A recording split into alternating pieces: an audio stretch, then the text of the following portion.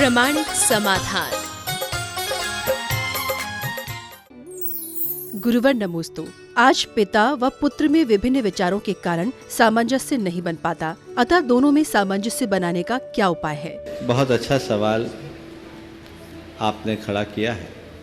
प्राय इस तरह के सवाल आते रहते हैं। पिता और पुत्र के बीच का जो रिश्ता है वो नितांत आत्मिक रिश्ता है और बड़ा गहरा रिश्ता होना चाहिए। पुराने समय में पुत्र प्राय आज्ञाकारी होते थे और पिताओं के निर्देशों का अक्षर से पालन किया करते थे। उसके पीछे उनकी परवरिश और उनकी शिक्षा एक सबल कारण थे। अनुकूल शिक्षा और संस्कार के साथ परवरिश होने के कारण वे कभी भटकते नहीं थे। वर्तमान में ये सब चीज़ें बदल गई। हमें याद है जब हम लोग पढ़ते थे तो हम लोगों को ये बात बताई जाती थी, उपनिषदों की बातें सिखाई जाती थी।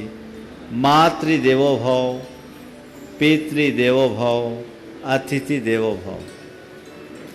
अब मातृदेवो भव, पितृदेवो भव, अतिथि देवो भव की बात अब खत्म हो गई और माता पिता का गौरव इससे विनष्ट हो गया। इस कारण से अब बच्चों के मन में माँ बाप के प्रति जो श्रद्धा और सम्मान का भाव होना चाहिए वो गोल हो गया। बच्चों की नज़र में माँ बाप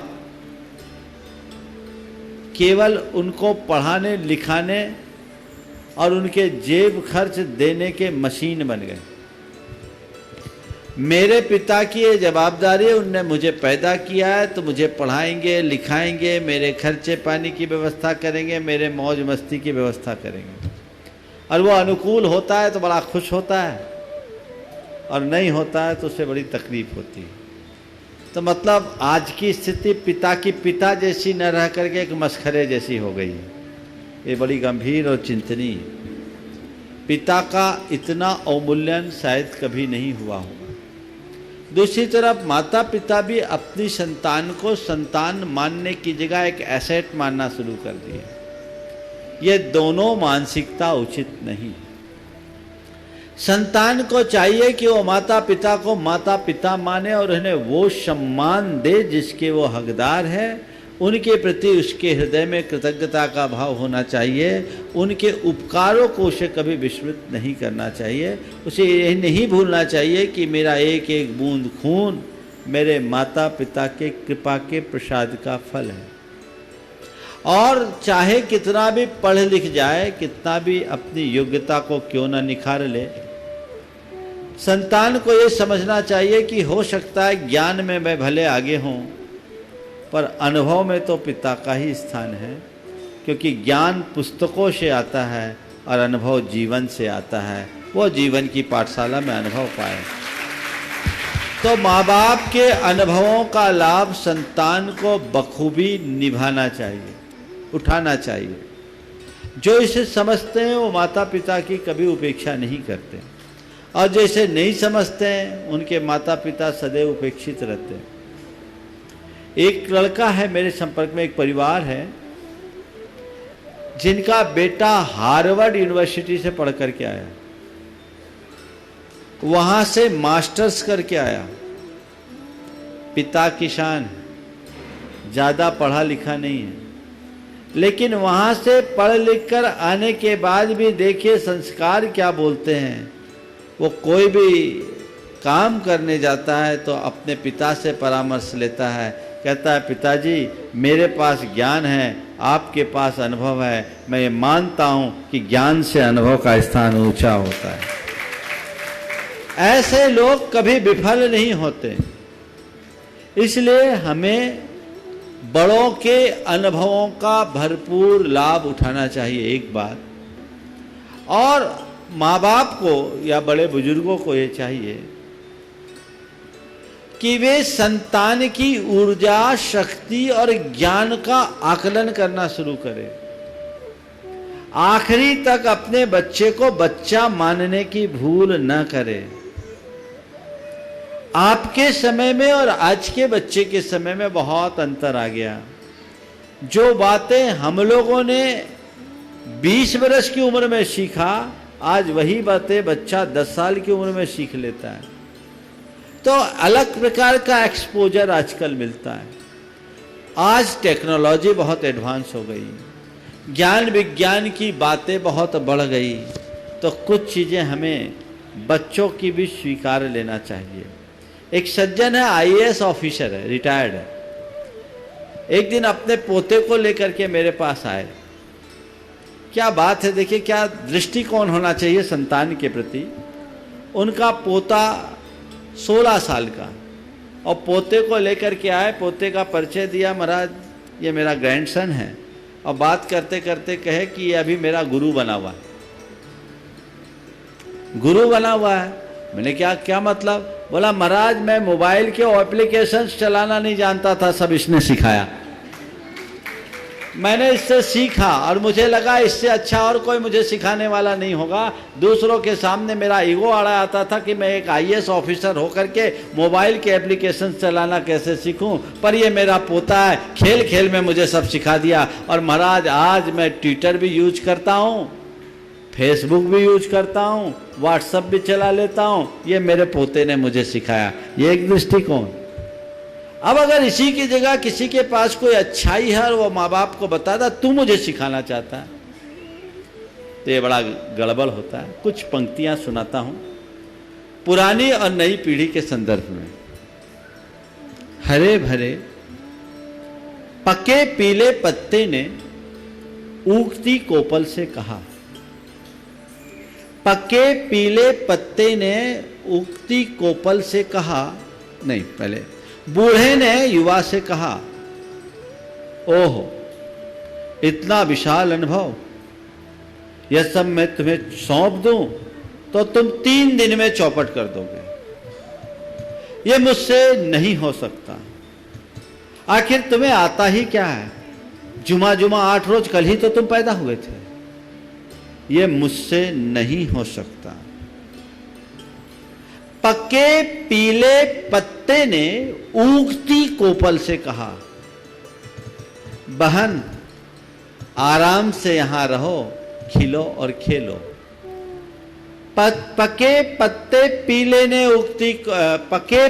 पत्ते ने उगती कोपल से कहा, बहन आराम से यहां रहो, खिलो और खेलो, मैं नीचे की हरी घास में विश्राम करने जा रहा हूं। युवक आस्तीन चढ़ाए कड़वे निगाहों से वृद्ध को घूर रहा था। युवक आस्तीन चढ़ाए कड़वे निगाहों से वृद्ध को घूर रहा था,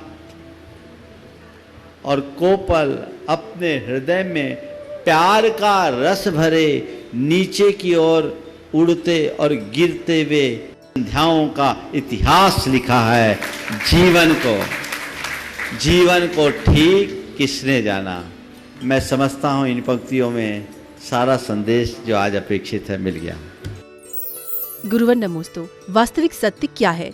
क्या सत्य सभी के लिए एक ही होता है? सत्य क्या है?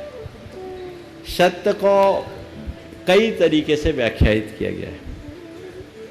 अगर हम पूरी तरह से दार्शनिक दृष्टि से बात करें तो सत्य वह है जिसके बारे में कुछ कहा ना जा सके, वो अकथ्य है, केवल अनुभव गम्य है। वो सत्य हमारे भीतर का ब्रह्म है, वो हमारे भीतर का परमात्मा है, वो परम सत्य है। सत्यम खूब है, वह सत्य ही भगवान है। जो शाश्वत है, सनातन है, वो सत्य है, बाकी सब असत्य है। जो भंगुर है, मिट जाने वाला, सब असत्य है। गुरुवर नमोस्तु। मंदिरों को अधिक मात्रा में बनाने की क्या प्रासंगिकता है? मैं प्रायः देखता हूँ कि हमारी समाज में जब भी कभी ऐसी कोई बात आती है तो ये सवाल बार बार उठता है और घूम फिर कर के मंदिरों में आकर केंद्रित हो जाता है। ठीक है, मानवीय भावनाओं की पूर्ति होनी चाहिए और कोई भी त्रासदी है तो उसमें बढ़ चढ़ करके हमें हिस्सा लेना चाहिए, लेकिन हमें अपना दृष्टिकोण बदलना होगा। मुझे ये बात समझ में नहीं आती कि लोगों का ध्यान केवल मंदिरों पर क्यों जाता है? और जो फालतू के फिजूल खर्चे हैं उनको लोग नोटिस में क्यों नहीं देते? रोज बड़ी बड़ी रैलियां होती है, राजनीतिक पार्टियां होती है, शादी विवाहों में अनाप शनाप खर्चा होता है, लोग अपने बड़े बड़े फार्म हाउसेस बनाते हैं, रिसोर्ट्स बनाते हैं, उसका पैसा आपको खर्चा नहीं दिखता। घूमते हैं मौज मस्ती में, देश विदेश में जाते, उसका खर्चा लोगों को नहीं दिखता। केवल भगवान के मंदिर का ही खर्चा क्यों दिखता है? मैं मानता हूं ये आपकी धारणा नहीं है, आपने पब्लिक के सवाल को इस प्लेटफॉर्म पर खड़ा किया है और इस सवाल से अनेक लोगों को समाधान मिलना चाहिए। हमें अन्य जगह के खर्चे क्यों नहीं दिखते, यहां का खर्चा क्यों दिख रहा है? एक बार अभी लगभग 2.5 करोड़ रुपया पिछले 1.5 माहों में बांग्लादेश की सीमा में बीएसएफ के द्वारा जब्त की गई गायों के संरक्षण के लिए इस मंच से पूरे देश से गया। ये अगर मंदिर नहीं हो तो कहां से जाएगा? मंदिरों से लोग जुड़ते हैं, धार्मिक भावनाएं जुड़ती हैं, तब लोग देते हैं। उस संवेदना को जागृत रखने के लिए और अपनी सांस्कृतिक निष्ठा को कायम बनाए रखने के लिए मंदिर मूर्तियों की खूब प्रतिष्ठा होनी चाहिए। ये हमारे सांस्कृतिक चेतना के आधार हैं। आज भारतीय समाज इसलिए सुरक्षित है क्योंकि वो अपने पूजा स्थानों से जुड़ा हुआ है। वहां उसको वो प्रेरणा मिलती है जिसके बदौलत जो नहीं कर सकता वो भी कर सकता है। इसलिए मंदिरों को कभी हमें गौण नहीं करना बल्कि प्रेरणा लेना। लेकिन हां, जब ऐसी नौबत आए, मुझसे एक बार किसी ने पूछा था, सवाल किया था, महाराज घर से हम मंदिर के लिए जा रहे हैं और भगवान के लिए द्रव्य चढ़ाने के लिए जा रहे हैं और रास्ते में हमें कोई पीड़ित दिखे तो हम भगवान की पूजा करें कि पीड़ित की सहायता? तो मैंने इसी मंच से उत्तर दिया था कि अगर घर से मंदिर के लिए जा रहे हो, रास्ते में कोई पीड़ित दिख रहा है तो पहले पीड़ित की सेवा कर लेना और उसके भीतर बैठे भगवान के दर्शन कर लेना, मंदिर आके पूजा बाद में करना। लेकिन मंदिरों जाना मत छोड़ना, क्योंकि ये प्रेरणा तेरे को यहीं से मिलेगी। एक संत ने एक बड़ा ग्रंथ लिखा, उस ग्रंथ का प्रकाशन होना था। लोगों ने उस ग्रंथ के प्रकाशन के लिए 1 लाख रुपए का चंदा किया। संयोग ऐसा बना कि उस साल वहां बाढ़ आ गई। बाढ़ में लोगों की फसलें डूब गई, तबाही मच गई। संत ने कहा यह ग्रंथ बाद में छपेगा, ये पूरा रुपया बाढ़ पीड़ितों के लिए दे दिया जाए। फिर सुकाल आया, लोगों ने फिर से पैसा इकट्ठा किया और फिर ग्रंथ छपने की बात आई, लेकिन उस साल सूखा पड़ गया। अब जब सूखा पड़ गया, लोगों के लिए त्राही त्राही मचने लगी, तो उन्होंने कहा नहीं, इस बार सूखा पड़ा है, लोगों का बीज भी नहीं लौटा है, ये पैसा हम लोगों के सूखा पीड़ित लोगों के लिए दे दें। फिर सुकाल आया, धरती हरी भरी हो गई, इस बार बम्पर फसल आया और लोगों ने बढ़ चढ़ करके हिस्सा लिया। 1 लाख की जगह 2 लाख कलेक्शन हुआ। ग्रंथ छपा और छपने के बाद उस पर लिखा गया तीसरा संस्करण। तीसरा संस्करण, पहला संस्करण बाढ़ पीड़ितों के लिए समर्पित, दूसरा संस्करण सूखाग्रस्तों के लिए समर्पित और तीसरा संस्करण मानवता के लिए समर्पित। तो हमें यह दृष्टिकोण रखना चाहिए। इसलिए भाइयों, मंदिरों को भूलना मत। मंदिरों ने भारत को एक नई पहचान दी है। यह हमारी सांस्कृतिक पहचान है। भारत वह भूमि है जहां ऐसे अनेक गांव मिल जाएंगे जहां स्कूल ना हो, अस्पताल ना हो, लेकिन भारत का एक भी गांव ऐसा नहीं मिलेगा जिसमें कोई पूजा स्थल ना हो। हम उस परंपरा में जन्म लेने वाले और जीने वाले लोग हैं जहां खुद रूखी रोटी खाकर भगवान के आगे घी की जोत जलाने की परिपाटी, ये हमारे संस्कार है।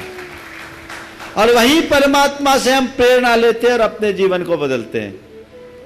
इसलिए जब तक हमारे मंदिर सुरक्षित हैं, तब तक हमारी समाज संगठित है और हमारी सांस्कृतिक मूल्य सुरक्षित है। जिस दिन ये मंदिर मिट जाएंगे सब समाप्त हो जाएंगे। मंदिर हमारे केवल धार्मिक पूजा आराधना का स्थल नहीं है, वो हमारी सामाजिक और सांस्कृतिक गतिविधियों का भी केंद्र है। गुरुवर नमोस्तु। हम अपनी शक्ति को कैसे पहचानें? देखिए, शक्ति को दो तरीके से पहचाना जाता है, एक भौतिक शक्ति और एक मानसिक शक्ति। भौतिक शक्ति का आकलन कठिन नहीं है। हम अपने शारीरिक बल को देखें, अपने धन संपत्ति और संसाधन को देखें, उससे हमें पता लग जाता है कि हमारा एसेट क्या है, उसका असेसमेंट कर लें। अपने बैलेंस शीट को देखें तो उसके हिसाब से काम करना चाहिए। जीवन निर्वाह के लिए जो अपेक्षित है उसको रखते हुए व्यक्ति को अपनी आय के अनुरूप ही व्यय करना चाहिए। दान भी उसी में समाहित है। आत्मिक शक्ति को या मानसिक शक्ति को हम कैसे पहचानें? आप देखिए, जीवन में कई बार ऐसी विकट स्थिति हर मनुष्य के सामने आती है और उन विकटतम स्थिति में भी मनुष्य जो सामान्य अवसरों पर अपने आप को शक्तिहीन समझता है, कैसे पार कर लेता है। जैसे एक उदाहरण आप सबको दे रहा हूँ।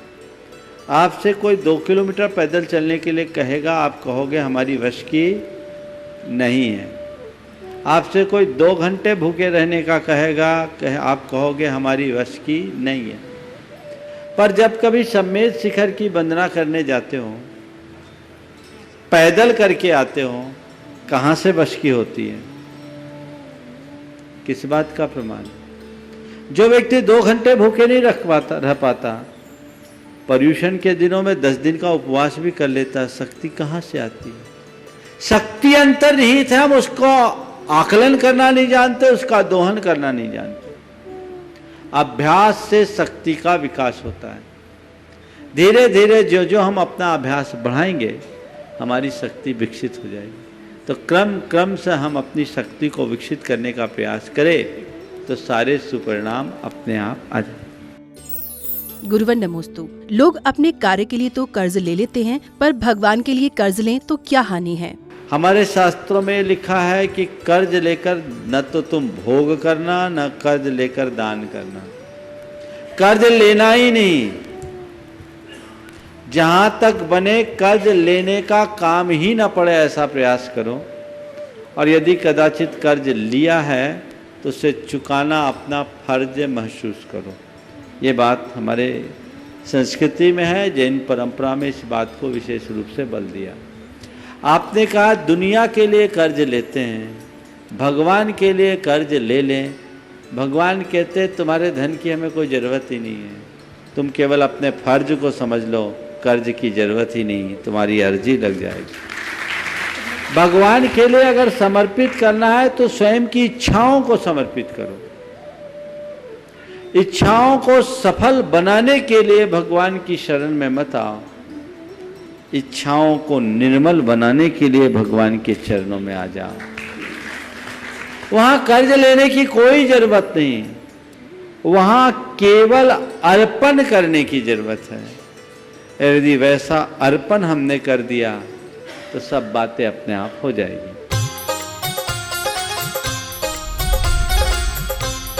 प्रामाणिक समाधान।